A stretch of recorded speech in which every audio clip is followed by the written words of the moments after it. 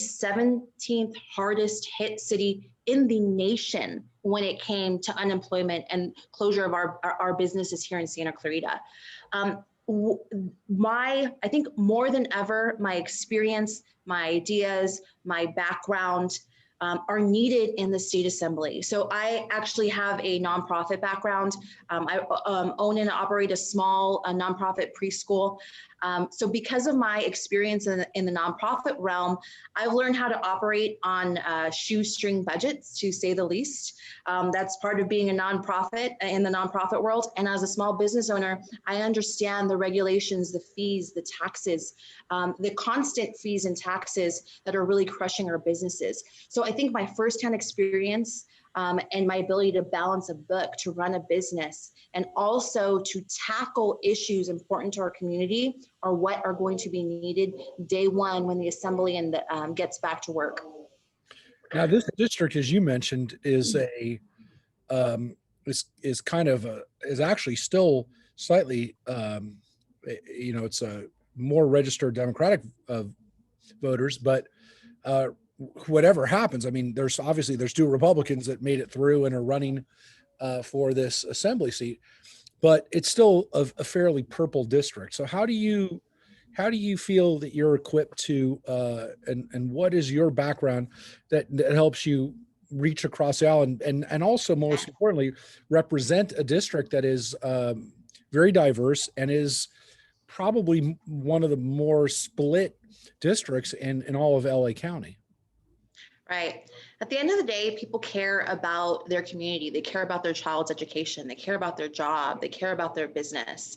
And I think that my experience is, you're absolutely right. We are a moderate purple district. Who I am, what I've done, my experience transcends political party. I mean, I am a Hispanic woman. I'm technically a millennial. I claim it. I'm right there at that cusp. I'll claim it. I'm a millennial businesswoman. I come from the nonprofit realm, and in the nonprofit realm, let me back up just a little bit so that people can understand what and why, what my nonprofit background is and why certain issues are so important to me. Because I don't look like your average Republican. I don't talk like your average Republican.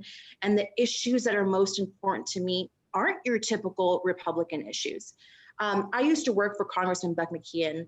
That's really when I fell in love with Santa Clarita, with the community leaders, with the elected officials, with the nonprofit leaders. It's an amazing community. And when I was working for Buck, I had a niece that was diagnosed as severely developmentally delayed, nonverbal, and on the autism spectrum. And seeing that little girl that had not one word in her vocabulary at 2.5 years old go to being diagnosed, going through an immersion of early intervention services, truly changed her life. And autism knows no boundaries. It knows no socioeconomic class. That is an issue that transcends political party, transcends people. It happens to everybody. It's an issue I happen to care deeply about. Another issue I happen to care deeply about, because I have a 3-year-old daughter, because I'm a businesswoman and a professional, is early childhood education and childcare. And right now, the childcare industry is looking at losing a third, if not half of the industry because of this pandemic. Let me tell you, if we are going to be solely focused on getting businesses back up and getting people back to work, we need to make sure that our workforce has access to childcare, because you cannot go to work if you have no access to childcare. That's an issue, again, that transcends political party and affects every person in our district. It's about the issues in the district. It's about understanding the issues of our district and bringing ideas and representing our community's voice in Sacramento, which is exactly what I'm going to do. Mm-hmm. So you touched on education, and obviously, as a parent of a young child, you're not necessarily at the school level, but the grade school level, but you're close, and you're going to be there. And as a parent, I can tell you, before you know it, you're going to actually have a high school, college student. I will tell you, it goes by very fast. And we have some parents who are on now, and also some parents that are watching, that will be watching. Education is obviously a very big issue. And, again, we have a lot of other challenges that are going to be facing us with regard to COVID recovery. But how are you going to how are you going to help? What do you think needs to be done that you can do as a member of the assembly to help our education system, which in California is not doing great? Right. So I think the first thing that you're absolutely right. My background actually, in part of my nonprofit background, has been early childhood education, advocating for policy change for really the 3 to 8 year old range. So that early learning, which is anywhere from preschool, pre-K, kindergarten, first grade, second grade, third grade. That's kind of where my expertise lies. And man, can I tell you, the lack of learning that is happening for that age group right now is astounding because they're not in the classroom. We have, first of all, have to get children back into the classroom safely. I'm really concerned about the learning loss for our early learning. I'm concerned about the depression, the anxiety, the lack of socialization. There's an increase in suicidal thoughts and suicide attempts at our high school level. There is so much that is happening because of this economic shutdown. First and foremost, we need to get children back to school safely. And I think that we can do that. The other thing we need to really look at in who I am and what I stand for is for empowering parents. I know you are. I'm a huge proponent of charter schools.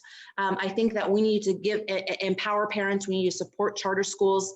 And there's a variety of things that I think we can do to get our education system back on track, specifically early learning and K through 12 here in the state of California.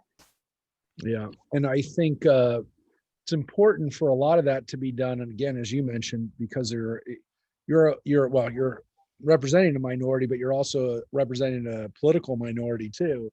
No matter what, because no matter what, there's going to be a Republican, and it looks like, barring any huge miracle, you're going to be maybe a quarter of the assembly, and so it's going to be really tough to get a lot done, quite frankly. It's going to be, you're going to be fighting with your hands tied behind you to some extent because of the super majority. So how do you feel? Yeah. How do you feel about that fight ahead of you? So again, this goes back to my nonprofit work, and you know this from your experience, that in the nonprofit world, it is, especially in leadership in the nonprofit world, it's your objective to identify a community issue, to bring together a group of community stakeholders, to bring a solution to whatever that community issue is. And you work with Democrats, you work with Republicans, you work with people of all shapes, colors, sizes, socioeconomic backgrounds. That's what I've been doing for the last decade of my life. In early childhood education policy, I've had to reach across the aisle and talk about early learning from a conservative perspective. And that's exactly what I'm going to do in Sacramento. I think that there are some bipartisan issues like childcare, and specifically around education and business and even CEQA reform. I can't believe that, right now I'm hearing from so many Democrat stakeholders that they want balance in Sacramento. They want new ideas. And I think that there are some pro-business, not very many, but some pro-business moderate Democrats in the state legislature that I would be able to find common ground with to actually get things done in Sacramento for our community. Okay. Well, I know we have a couple people on that are going to ask some questions specifically about education. So before we move too far away from education, I wanted to see if any of them wanted to jump in with education questions. Levine's, did you want, or at least young family questions, if not necessarily education questions? Guys, you're on mute. Yeah. So, hi, and thanks for taking the time. So you mentioned a number of times early childhood education and supporting that.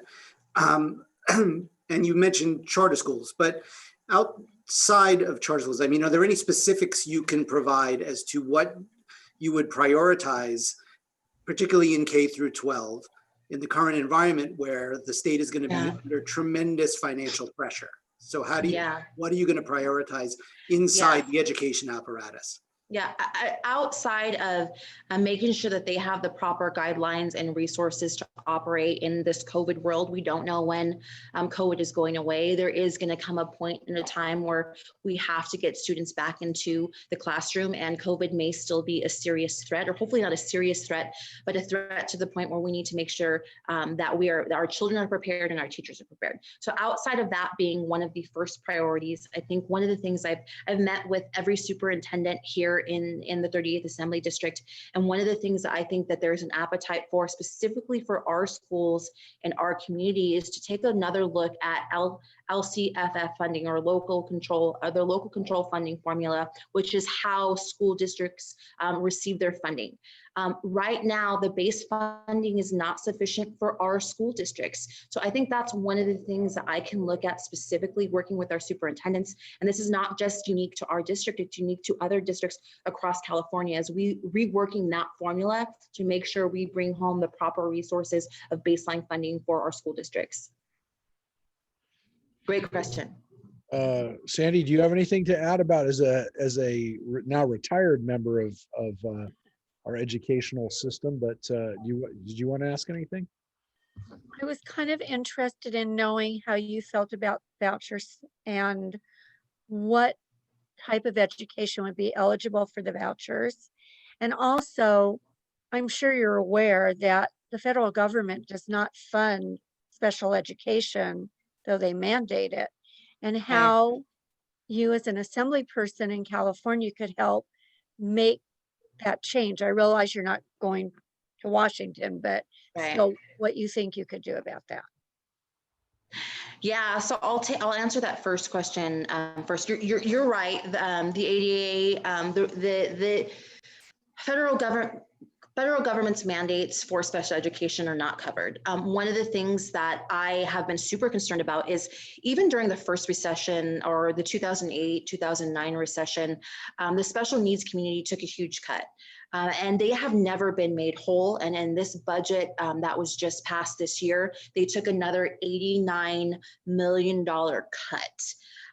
We need to make special education, our special needs community, whole. It's something that I am extremely passionate about. I think that there is, we are going to have to tighten the belt, but I think government has core responsibilities, and I will fight for every resources and for funding special needs. Specifically in our district, we're seeing, or in Santa Clarita school districts, not our just our district, we're seeing an increase in special needs children, and the funding is not following to match. So I think, I can also help try and maybe advocate at the federal level with our Congressman Mike Garcia. Maybe there's block grants we can look at to fund special needs, especially in these trying times. It's also something I'm open to suggestions and ideas about. I by no means claim to be an expert at everything. I know a little bit about key issues that are important to me. So I would love your recommendations on that too. And then would you want to repeat the first portion of your question? About vouchers. Yeah, okay. So I don't know that there's currently legislation in Sacramento, or I haven't seen voucher legislation and exactly how that would work. I am all for empowering parents. I think that there may be an appetite amongst voters and parents right now who are seeing, hey, my child is 100% distance learning, but this school district in Nevada has went back to school. Should I move to Nevada? Or can we in the state of California empower parents with a voucher that will allow them to take that voucher to a private school? It's something I'm open to talking about. I don't know that there's any current legislation proposed.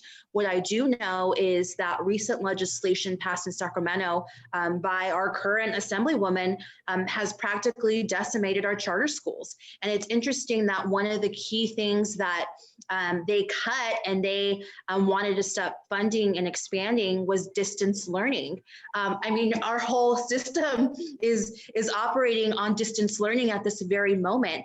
So I think there are pieces of a legislation, piecemeal pieces that we can do to empower and get adequate funding for vital programs and charter schools that really have focused on distance learning, because man, were they above the curve for this pandemic, and we need to support them.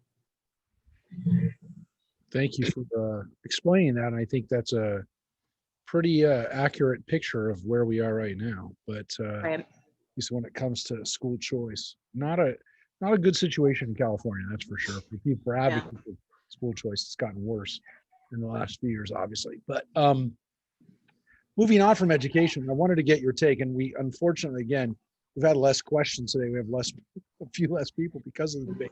And again, we're going to actually do a little bit shorter tonight too, to respect Suzette's time. But one of the things that's come up in discussions, actually, one other thing about education, it's not about early childhood education, but it's come up, and we didn't have anybody today ask the question to me for you, but I know it's going to come up, and someone's going to ask what your position is on this. But the AB 331, which is the ethnic studies curriculum, and the fact that the Jewish community was obviously very upset with what looked like it was potentially a very anti-Israel curriculum, also a curriculum that minimized, or in some cases completely neglected, the experiences of the Jewish community, and there was deep concern about that, and what the effects would be. So at the last minute, again, we mentioned this before, the governor stepped in and vetoed it for now, but I think there's a fear that this is going to come back up. It's not going to go away. And well, you could be serving in the assembly again. We have term limits, but you could be serving there for a few more years. This might come back up again. So what's your take on AB 331 and that type of legislation? So when AB 331 first hit the media, the news outlets, I was involved with an organization called Fuente Latina, and it is a organization that's mission is to educate the Hispanic media market, whether it is social media influencers, reporters, whoever it is, in Spanish, to talk about Israel's democracy and a pro-Israel message. Because, man, we know that there's a bias in the media when it comes to Israel, just in English media, but in Spanish media, it is tenfold. So my involvement with that organization, one of my friends that's involved with the organization sent this over to me, and I was outraged. I'm like, what is going on in Sacramento? And the anti-Semitism, the ethnic studies, the sex education for 6-year-olds. It is absolutely insane, the things and the attacks and this war on our children from so many different perspectives. I think that the first step for me is just being on that education committee and asking the tough questions and calling out the atrocities that are being put forward. I mean, we are 46th in the nation. We have to prioritize getting back to being first in the nation, and the priorities out of the education committee right now, or in this past legislature, are wrong and headed in the wrong direction. So I would just look forward to just be a voice on that committee. So first of all, so you just touched on something important, which is that you want to serve on the education committee. Yeah, absolutely. I have a few committees that that pique my interest, and education is definitely one of those. Interesting. And again, one of the things that I want to point out, that the work that Fuente Latina is doing is really to help bridge the Hispanic, Hispanic and Jewish communities, and specifically, again, working at helping. Again, it's one of the backers of it. One of the funders of it is the Jewish Community Foundation of Los Angeles. Yeah. So this is something that it's very good to hear that you're a part of, and quite frankly, you could potentially have a very important voice on that, since again, some of the biggest advocates for kind of the anti-Israel curriculum are really coming, unfortunately, from MALDEF and some of the, and unfortunately, some of the places in the Hispanic community in Los Angeles today. So that is, you have potentially a very important voice as a up and coming Latino leader in California. So thank you for addressing that and understanding that, and we hope you continue on that again, one of the things that is also an opportunity is to be a part of the Jewish caucus as part of the assembly. That there are always people, not necessarily Jewish representatives, who can be part of the Jewish caucus and show their solidarity and strength with association with the Jewish community. Yeah. Yeah. That is I another- kind of joke, I would love to, that would be a great caucus. And I didn't realize that, I'm not going to be allowed in the Hispanic caucus. So I'll go to the Jewish caucus. If they'll take me, I'll go. Well, I don't know. I would hope that they would. I would really hope that they would take you in the Jewish caucus. That would. I think my 23andMe says I have like 0.5 Ashkenazi Jew in my blood. Will that qualify? That's even crazier, because if you were Sephardic, that would make a lot of sense. But the fact that you are Ashkenazi is even more astounding and unusual. But right now I think, and again, it's most, I don't know how many Republicans are on. I'm trying to look right now. It's mostly obviously Democrats, but because that's mostly there's 60 Democrats in the assembly, right. but Jose Medina's on it. I'm looking right now. Jesse Gabriel. There's a lot of people that are on there who are Adrien Nazarian, who's obviously Armenian, Blanca Rubio. So there are a lot of people on there who are not Jewish. So I hope they'll take you. If they don't, I would be very upset with them. The other thing I want to bring up, I know we're at limited time, but I want to, one of the other assembly bills that has been getting a lot of discussion in the Jewish community and every community, but we've had it in the past. We've had some of our members be directly affected by AB 5 and that legislation. Again, there's a prop on the ballot, but there's also this issue obviously is going to continue to be around. What's your take on AB 5 and on the gig economy? Well, first of all, I would have never voted for AB 5. Again, our current assemblywoman was, I guess, an abstention. That is a vote for it in my eyes. I think it is especially detrimental in this COVID economy, or lack thereof economy. I think we need a full repeal. But we do have the Dynamex decision to codify. So whether we go back to the original test or we work on some serious policy while that bill AB 5 is repealed, that's what I'd like to see done. I know that it is being challenged in court. You're absolutely right. There is a proposition on the ballot right now, Proposition 22, which I suggest that every one of you who support gig workers, who support app-based drivers and contract workers, that you vote yes on 22. There was never going to be a carve out for truckers, for Lyft, for Uber drivers, and really for this industry that for so many people has brought in that additional income when they have an illness in the family, when there was a job loss, right? These industries have helped save families' livelihoods, put food in their children's mouths, roofs over their heads in some of the most critical and difficult economic times in their lifetime. And then we have this happening on top of a pandemic. Proposition 22 helps these specific industries. It doesn't help every industry, which is why we need a full repeal and some serious look at what we do to codify or the Dynamex decision, or go back to the original Barcelo decision. Right.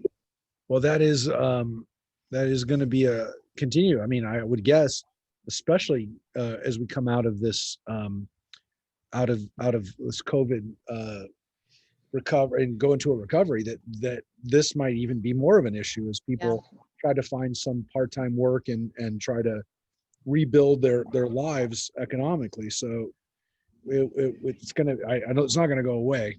So I know we kind of said we're going to try to keep it to a half hour tonight, but is there any other questions for Suzette before we let her go? Again, we're going to post this up and let everybody see it. We had a problem getting it on Facebook so far, but we're going to get it up. I'm going to post it up immediately so people will be able to see this discussion. And I really wish more people had also been able to. I wish we hadn't had this go on tonight against the debate and against the Dodger game. I mean, how many places can I be? I mean, I want to be. We also have Rabbi, I think you mean the Yankee game. We have Torah study in 20 minutes. I didn't hear anything about a Yankee game. but no, you're allowed to continue to root for the Yankees. We have a question. I Yes, do go have a ahead. question. Yes. Yeah, so I know it's something that was in the news a lot before COVID started, and it did personally affect us. And we have a daughter who she got a flu shot, and it triggered a serious autoimmune condition. Yeah. And then I won't go into all the details, but along the road, we received some medical exemptions. I'm not anti-vaccine, I'm pro-vaccine, but we did need some medical exemptions, which were granted to us. And now they've gotten so strict that I fear that with the current climate, they're going after all the doctors. They're saying, like, unless the child dies, you must get these exemptions. So I'm wondering what your take is on that. And also, especially with the COVID vaccine potentially coming out and all, what is your take on the vaccine climate? Yeah, I, having worked at Autism Speaks, I've talked to both sides of people who don't are considered those anti-vaxxers, and then people who do want vaccines. That comes up quite a lot in the autism community, so I'm very familiar with it. I happen to be pro-vaccine. I'm vaccinated. My daughter was vaccinated. When I was pregnant, actually, I was about 8 months pregnant, and they do all that fun blood work. And actually, no, I think I was maybe 6 or 7 months pregnant. And I found out that I had a deficiency in susceptibility to rubella, to the German measles. But I couldn't be vaccinated. I was pregnant. So I understand the need for vaccines, those interesting, or those one-off situations where you just cannot be vaccinated for medical safety. So I do support medical exemptions. I think that what happened with, I think, was it 372 or is it 272? I don't know why I'm blanking on the bill right now. This is, again, an overreach of Sacramento, a lack of balance, special interest, moving policy, and taking control away from parents to make decisions about their children with their doctors. And this is why it is so imperative that we bring balance to Sacramento, because this one-party system is creating a tyranny. And we have an executive in government right now, our Governor Newsom, who is also overreaching because there's no balance, there's no checks and balances. So part of what I want to bring, and in the grand scheme of getting California back on track, is simply bringing balance back to Sacramento. Yeah, that first bill where they said, you need a medical exemption, I was sort of like, well, okay, I get it. They said it would be up to the doctor. But then the second one essentially said that, no, it's no longer up to your doctor. And they were starting to go after the doctors. And so parents were like, well, there's nowhere to, I mean, I know several situations where, a woman I know, like, she was vaccine injured, and so was her mother, and then her child was. Certain people do need those medical exemptions. Yeah. But I do want to say, as an audiologist, when I was young and new, my caseload that I had in Covina Valley Unified was many, many students that were rubella babies that were vision impaired and hearing impaired. And so you have to, it's a fine line, because we do want to protect pregnant women. That's what and I also, when I was pregnant with my first child, found out that I had never had rubella. So I had to get the vaccine after I had the baby. Yeah. But after I had her. But so it is kind of a fine line, but I totally hear when there's a child whose life is in danger from a vaccine, we have to have some flexibility. Right. Absolutely. And, I believe in herd immunity and vaccines, but I think we're on the same page. There should be exceptions. Thank you.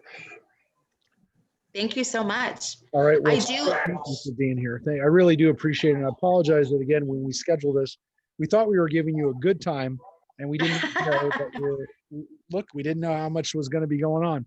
But it was so important for people to get to know you. We're going to post up your information. We're going to post up a link to your, well, why don't you give us the link that you'd like people to have? Yeah, you can go to my Facebook page at Suzette M. Valladares at Facebook. I'm on Instagram and Twitter, and my website is SuzetteValladares.com. Really easy, Suzette Valladares behind me right here, .com. Would love your vote. Please, you know, there's 27 days until election, and I know our nation is facing one of the most critical elections in our history, but really our state's on the line too. So I just urge each and every one of you to get out and vote, and, you know, make a choice on the direction that you want to see our communities and our state go. And hopefully you vote for Suzette Valladares. Thank you. All right. Thank you. Thank you, everybody. Again, have a great rest of the holiday. Tomorrow night, we have Scott Wilk, and we will be going from here on to Torah study. So everybody, I've been eaten by mosquitoes every night out here in the Sukkah, but I committed to being in the Sukkah with or without the mosquitoes. So I'm here, and thank you, everybody, for being here. We'll see you soon. Thank you, Suzette. Bye-bye. Bye-bye. Bye.